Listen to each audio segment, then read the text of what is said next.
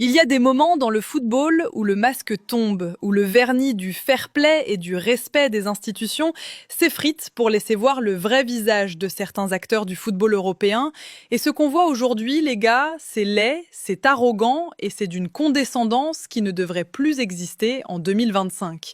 On va parler clair, on va parler cru, parce que l'actualité nous l'impose, parce que Cesc Fabregas, aussi génial qu'il ait été balle au pied, vient de nous rappeler qu'être un grand joueur ne fait pas de vous un grand seigneur quand il s'agit de respecter le continent africain. Vous avez vu cette conférence de presse? Vous avez entendu les bruits de couloir qui remontent de Lombardie? C'est une dinguerie absolue. On est face à un système qui te dit « Je t'aime bien quand tu marques pour moi, mais je te méprise quand tu veux jouer pour ton peuple ». Regardez la situation. Hassan Diao. Le gamin est en feu. Depuis son arrivée à Com, c'est la résurrection. On parle d'un joueur qui, au Betis Séville, montrait des éclairs de génie mais manquait de constance. Et là, sous les ordres de Fabregas, en Serie A, il devient un monstre. Les stats ne mentent pas. On est sur un début de saison 2025-2026 où il a déjà planté 4 ou 5 pions décisifs, où son impact dans le jeu de transition de Com est total. C'est lui qui casse les lignes, c'est lui qui apporte cette verticalité que Fabregas adore. Et c'est justement là le problème. Fabregas l'aime trop. Il l'aime tellement qu'il en devient toxique, comme ces relations possessives où tu veux empêcher l'autre de voir sa famille. Fabregas qui pète les plombs en conférence de presse parce que son joueur va rejoindre la tanière, c'est l'image de l'année. Mais Cesc, redescends sur terre, tu croyais quoi? Tu as cru que parce que tu l'as relancé, tu étais devenu propriétaire de son passeport? Tu as cru que Com, le promu ambitieux de Serie A, était plus important que la République du Sénégal? Il faut remettre l'église au milieu du village. La FIFA, malgré toutes ses incohérences, a posé des règles. La CAN 2025 au Maroc, c'est une compétition majeure. Les dates sont calées, coup d'envoi le 21 décembre. La date de libération, c'était le 5 décembre à la base. On a déjà fait une fleur, on a déjà plié, on a déjà été gentil. La CAF, dans sa grande diplomatie, a accepté de repousser ça au 15 décembre pour arranger les pauvres clubs européens qui ont des calendriers chargés. Mais ça ne leur suffit pas. Ils veulent le bras, ils veulent l'épaule, ils veulent tout. Fabregas, qui fait le forcing pour garder Hassan Diao 1 ou 2 matchs de plus, c'est du délire. Le mec a carrément essayé de faire pression psychologique sur le gamin. On l'apprend aujourd'hui. Il a essayé de le dissuader de choisir le Sénégal au profit de l'Espagne par le passé. Et maintenant que le choix est fait, il essaie de saboter sa préparation. Reste avec nous, joue ce match contre l'Inter ou je ne sais qui, la sélection peut attendre. Non, la sélection n'attend pas. Une CAN, ça se prépare. La cohésion de groupe, les automatismes, ça ne se crée pas sur WhatsApp 24 heures avant le match d'ouverture. Et ce qui est magnifique, c'est la réponse d'Hassan Diao. Il n'a pas tremblé. Face à une légende vivante comme Fabregas, un champion du monde, un champion d'Europe, n'importe quel gamin de 20 ans aurait pu se faire petit, baisser la tête et dire « Oui coach, désolé coach ». Mais non. Diao a du caractère. Cette photo sur Instagram, le maillot du Sénégal, le drapeau, c'est une déclaration de guerre silencieuse mais tellement bruyante. Ça veut dire « je suis sénégalais et ma priorité, c'est le Sénégal ». C'est un message envoyé à tous les binationaux qui hésitent, à tous ceux qui ont peur de froisser leur club. Diao a montré la voie, il a tenu tête. Et il faut saluer Pape Thiaw, il faut saluer la Fédération sénégalaise de football qui, pour une fois, n'a pas bégayé. On a souvent critiqué nos dirigeants pour leur laxisme, pour leur tendance à courber l'échine devant les exigences des clubs européens. Mais là, le message est passé. Touche pas à mon joueur. C'est mon soldat, il rentre à la base, point barre. Mais ne croyez pas que c'est un cas isolé. Si c'était juste Fabregas qui faisait une crise de nerfs à Com, on pourrait en rire. Le problème, c'est que c'est systémique. Regardez du côté de Paris. Le PSG, le club qui se veut ami de l'Afrique, qui a construit une partie de sa fanbase sur le continent. Le cas Ibrahim Mbaye, c'est peut-être encore plus vicieux que celui de Diao. On parle d'un gamin de 17 ans, né en 2008, un talent pur, le Titi d'or. Il commence à gratter des minutes, c'est vrai, Luis Enrique l'aime bien, mais soyons sérieux 2 minutes. Est-ce que Ibrahim Mbaye est titulaire indiscutable au PSG ? Non. Est-ce que si Mbaye manque 2 semaines au PSG, le club s'effondre? Non. Ils ont Barcola, ils ont Dembélé, ils ont Doué, ils ont une armée d'attaquants.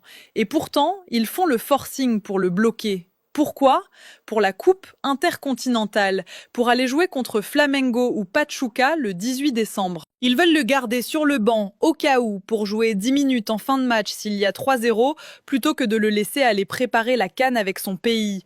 C'est ça le manque de respect ultime. On préfère te garder comme roue de secours de luxe dans un club européen plutôt que de te laisser être un protagoniste majeur pour ton pays. Vous vous rendez compte de la violence symbolique du truc? Le PSG dit implicitement à Ibrahim Mbaye: ton équipe nationale, ta CAN, ça vaut moins que nos séances d'entraînement et notre banc de touche. Et le pire, c'est l'argument de la blessure. Il tire sur la corde. En retardant son départ, en le faisant voyager le 17 ou le 18 décembre, il lui impose une charge mentale et physique énorme. Le gamin va arriver au Maroc le 19, fatigué, décalé, sans avoir fait la prépa tactique avec ses coéquipiers sénégalais. Et après, s'il fait une mauvaise CAN, on dira quoi? Ah, vous voyez, il est encore tendre. Non, on l'a saboté. On a saboté sa préparation. C'est une stratégie de déstabilisation qui ne dit pas son nom.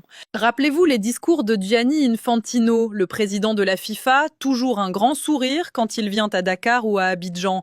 L'Afrique est l'avenir du football. Nous devons soutenir le développement du football africain. Bla bla bla. Des mots. Du vent. Parce que dans les faits, quand il s'agit de protéger les sélections africaines face aux mastodontes européens, il n'y a plus personne. La FIFA sort des circulaires qui autorisent les clubs à retenir les joueurs jusqu'à la dernière minute, sous prétexte que la CAN se joue en hiver. Ils ont repris le modèle de la Coupe du Monde 2022 au Qatar, avec une mise à disposition 7 jours avant. Mais c'est une hérésie sportive. Une équipe nationale, ce n'est pas un club. Tu as besoin de créer un esprit de corps. Regardez l'Euro. Quand l'Euro se joue en juin, les championnats s'arrêtent mi-mai, les sélections européennes ont 3 semaines de préparation. 3 semaines. Nous, on nous donne 1 semaine. Et encore, on doit se battre pour l'avoir. 2 poids, 2 mesures, c'est insupportable. Et l'histoire se répète. On a tous en mémoire les sorties d'Aurelio De Laurentiis, le président du Napoli, qui disait ouvertement qu'il ne voulait plus recruter d'Africains, à moins qu'il signe une renonciation à la CAN. C'était il y a 2 ans, mais l'état d'esprit est toujours là. Fabregas aujourd'hui, c'est le fils spirituel de cette mentalité. Il voit la CAN comme une nuisance, comme un tournoi de quartier qui vient perturber leur vrai football. Ils oublient que ces joueurs, s'ils sont aussi bons, c'est aussi grâce à leur ADN, à leur formation, à cette fierté qu'ils ont de représenter quelque chose de plus grand qu'eux. Hassan Diao, quand il met le maillot du Sénégal, il ne joue pas juste pour une victoire, il joue pour 17 millions de personnes. Cette dimension émotionnelle, Fabregas ne la comprend pas, ou il feint de ne pas la comprendre. Il voit des actifs, des investissements, des lignes dans un fichier Excel. Nous, on voit des héros. Alors quelle est la solution? Parce qu'on ne peut pas juste passer notre temps à se plaindre sur YouTube. La solution, les gars, elle est sur le terrain. Elle est radicale. Le respect, ça ne se demande pas, ça s'arrache. On a vu le Maroc le faire en 2022, demi-finale de Coupe du Monde. Et bizarrement, depuis, le regard a un peu changé sur les joueurs marocains. Mais ce n'est pas assez. Il faut que toute l'Afrique s'y mette. La prochaine Coupe du Monde, avec 9 ou 10 équipes africaines, c'est là que tout va se jouer. Il faut traumatiser le football européen. Il faut que le Sénégal, le Mali, la Côte d'Ivoire, le Cameroun, quand ils croisent l'Espagne, la France ou l'Italie, ils ne viennent pas pour échanger des maillots, ils viennent pour les sortir. Imaginez un instant. Imaginez le Sénégal qui sort l'Espagne de Fabregas en 8e de finale de la Coupe du Monde. Imaginez Hassan Diao qui marque le but de la victoire contre la Roja. C'est ça, la seule réponse possible. C'est là que Fabregas fermera sa bouche. C'est quand sportivement, tu leur montres que ton football n'est pas inférieur au leur, que ta compétition n'est pas une petite compétition. Si on veut que la CAN soit respectée, il faut que nos champions soient craints. C'est la loi de la jungle, c'est la loi du sport de haut niveau. Tant qu'on se fera éliminer en phase de poule ou en 8e, ils continueront de nous traiter comme des fournisseurs de matières premières. Donne-moi ton joueur, je le forme, je l'utilise et je te le rends quand il est cassé.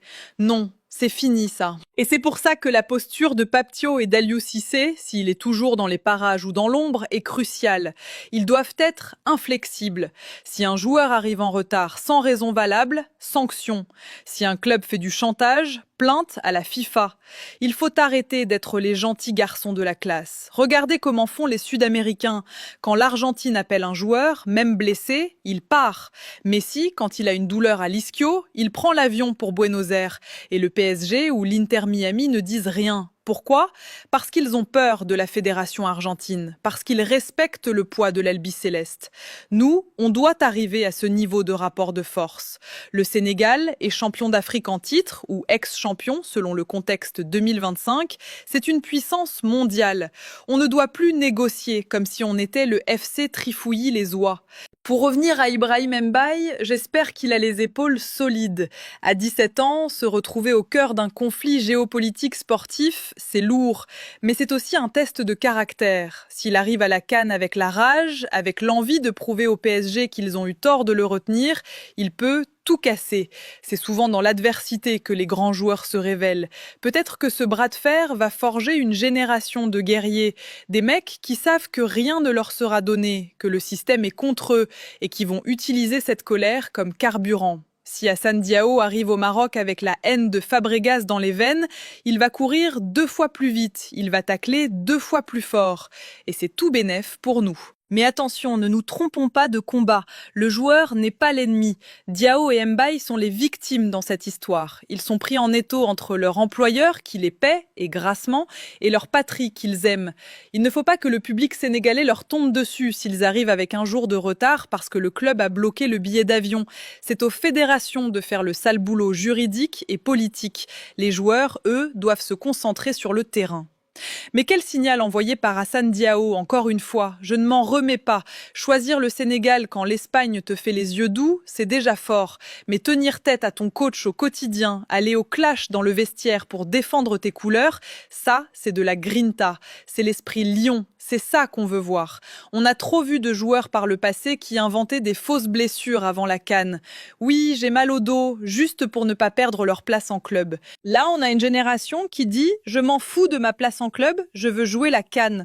Et ça change tout, ça change la dynamique. Les clubs européens vont devoir s'habituer, la démographie est pour nous, le talent est chez nous, les binationaux choisissent de plus en plus l'Afrique, et pas par défaut, mais par choix du cœur et par ambition sportive.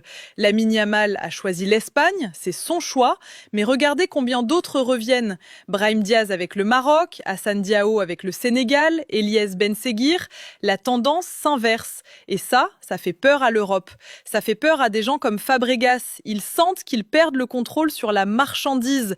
Ils ne peuvent plus dicter leurs lois comme à l'époque coloniale. Et cette perte de contrôle, elle se traduit par de l'agressivité. C'est un réflexe de défense. Ils aboient parce qu'ils ont peur. Alors laissons-les aboyer. Laissons Fabregas faire ses conférences de presse. Laissons le PSG envoyer ses courriers recommandés à la FIFA. Nous, on a un rendez-vous. Le 21 décembre, au Maroc. La fête sera belle, le niveau sera relevé, et quand Assane Diao soulèvera peut-être le trophée ou marquera un but décisif, on enverra la cassette à Com, avec un petit mot « Merci de l'avoir entraîné, maintenant regarde comment on gagne ». C'est ça l'état d'esprit, ne pas subir, agir. En attendant, restez connectés parce que ce dossier n'est pas clos.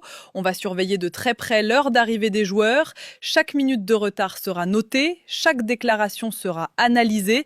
On ne laissera rien passer. C'est fini, le temps de l'innocence. On est dans l'ère de la vigilance. Et si vous êtes supporter du Sénégal, du Mali, du Maroc, de l'Algérie, peu importe, soyez fiers. Soyez fiers de voir que vos joueurs se battent pour venir vous représenter, parce qu'au final, c'est la seule chose qui compte, le maillot, l'étoile, le peuple. Le reste, les états d'âme de Fabregas, les calculs du PSG, c'est du bruit de fond, du bruit parasite. Montez le volume de la CAN et baissez le son des clubs européens. Ils comprendront plus tard, quand ils nous regarderont à la télé soulever la Coupe du Monde. Allez, on reste focus, la CAN arrive et ça va être historique.